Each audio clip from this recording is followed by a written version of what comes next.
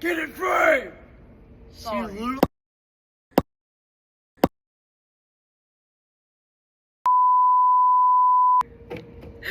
Cultural heritage and local governance. How does it affect us? Why is it important? And what does it mean? Our names are Ryan, Kaylee, and Isaac, and we are analyzing cultural heritage and local governance in our community.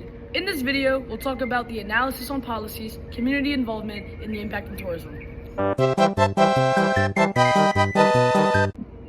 Between festivals like Jazz Fest and Mardi Gras, national parks like Jean Lafitte, and the overall hospitality and environment, it's no wonder Louisiana tourism is a massive part of the economy in the Greater New Orleans area, contributing to a large part of GNO's economy. Specifically, the 44.5 million visitors in 2024 generated $18.5 billion in visitor spending and made $2 billion state and local tax revenues generated by travel and tourism, actively saving $1,135 per household in taxes. Living expenses and aspects of life would be far worse without the millions of tourists every year. The top 3 reasons for leisure travel to GNO are shopping, visiting friends and family, and culinary and dining experiences. New Orleans is without a doubt the most culturally rich city in the USA, which explains the third category Louisiana is best known for, its food and culture. This includes music. One of the New Orleans' best music festivals is Jazz Fest. Jazz Fest is the 2-week annual event which has famous musicians and bands from all around the world perform to the crowds, and anybody from small business to a famous upcoming artist, native tribes, and anybody selling or showing off a talent. Jazz Fest has many performers over the 8 days. Notable people who have performed at Jazz Fest are in 2025, Lenny Kravitz, Pearl Jam, Lil Wayne, and more.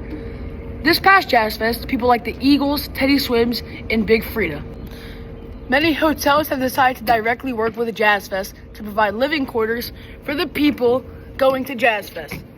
Namely, the Celestine Hotel, Hotel Theo, Cambria Hotel, Hilton Garden Inn, and many more. Pivoting away from festivals, New Orleans is also known for its unique swamp environment. No place captures the natural beauty than Jean Lafitte National Park. Established in the 70s, the government-permitted park has 6 locations around the area, all focusing on different subjects in history about the area. Jean Lafitte not only educates about the park's history, but also about the prominent people from the area, like civil rights activists and native tribes members. Lastly is an interview with Walt Lee III, the CEO of New Orleans & Company. New Orleans & Company is basically the Department of Tourism in the GNO area. In the beginning of the interview, he speaks on how nice the people are to the tourists and how we should be number 1 in hospitality.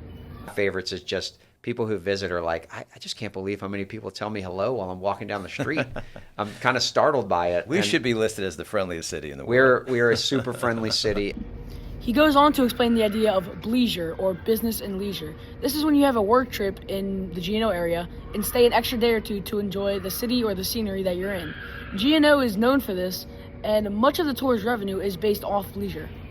And the blending of leisure into that business travel is something that we can particularly benefit from, because we're the type of place where people will want to tack on a day or two to their business trip and spend some additional time exploring, our incredible cultural institution. In conclusion, tourism is a massive source of revenue because of the rich culture and hospitality of New Orleans, which is why it contributes mucho to the economy and betterment of the people. Throughout the history of Louisiana, culture has played a key role in politicians and politics. Every policy is an expansion on the ideals of modern society. Louisiana has many historical buildings that are protected by policies or need to be. There are a plethora of policies that protect cultural buildings and sites, but getting into every single one would take an hour, so we'll set our focus upon 2 of them.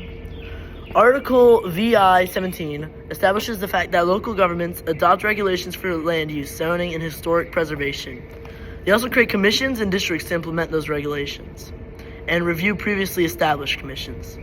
This is very important to make sure all sites that require protection are protected by making it the job of local governments, who are far more capable of managing these sites and buildings.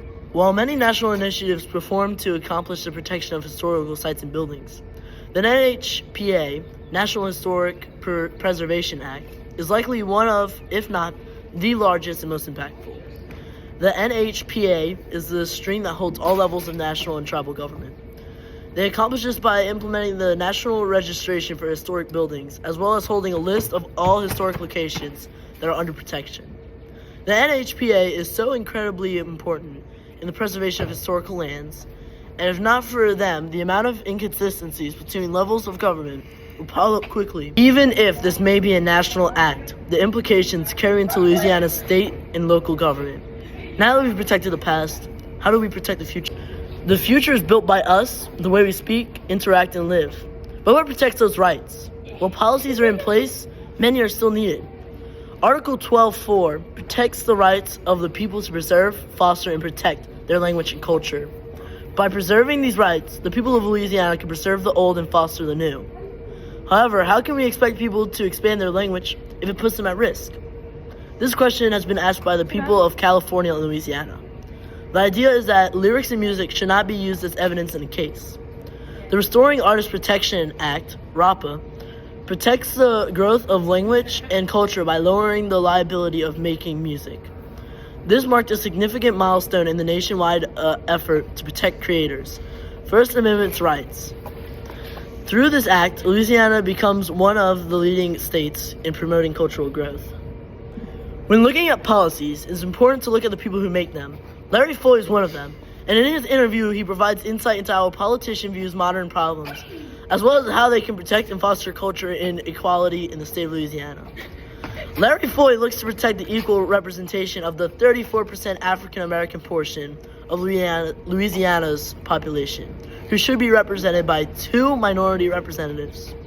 Why aren't they? It's because of the act of gerrymandering, which is used to make sure that a certain demographic gets more representation than what truly reflects the population. A major problem in a state with a rather large percent minority. The map was racial gerrymandering that was drawn strictly along racial lines, which actually gave a second majority minority district.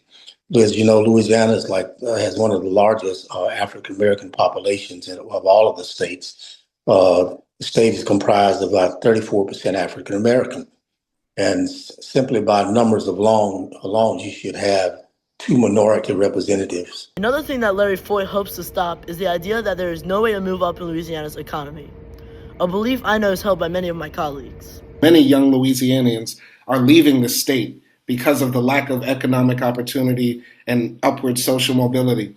The solution starts with creating real economic pathways, creating real economic pathways here. That means good paying jobs. Jobs with living wages, and supporting entrepreneurship and building a stronger connection between education and employment. This is just about the rawest reflection of the beliefs of Louisianians, as well as one of our biggest issues. Larry Foy and many other politicians are the best way for us to connect to the government and make changes that really matter. What we need is community involvement. In Louisiana, our culture can dictate and change the laws and policies made in our governing body. Every policy is a reflection on who we are as a people and what is important to us as a community. Community involvement can look different for everyone. It can mean donating money, volunteering in the community, and going to town hall meetings.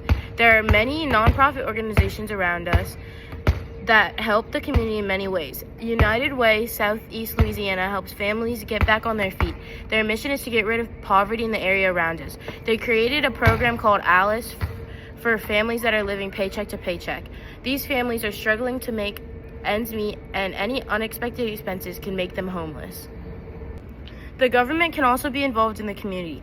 Bayou Bonfouche was in need of renovation because it was run down and polluted. The federal, state, and local governments work together to help restore this bayou. They turn it into a park that many families use today. Many colleges have programs that help the community. Tulane is one of these colleges. Tulane has a program that helps design and create innovative things for the community. After Hurricane Katrina, New Orleans East was in very bad condition. The city started to get run down.